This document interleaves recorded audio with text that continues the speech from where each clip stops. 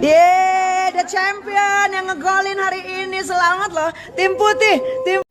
Momen pertandingan futsal yang diadakan oleh Atta Halilintar berjudul Gol Kampung Futsal telah berlangsung kemarin.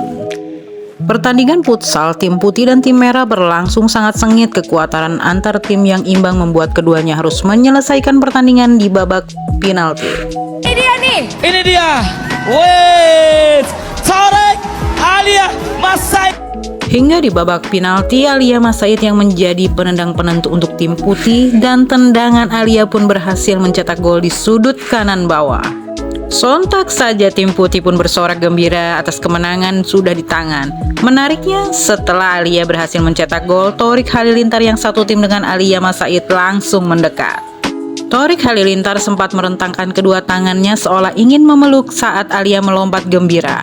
Namun kemudian Alia lebih memilih untuk melakukan tos telapak tangan dan punggung tangan, sebelum kemudian menggerakkan jari di depan wajah berbarengan dengan Thoriq yang juga melakukan yang hal sama dengan Alia.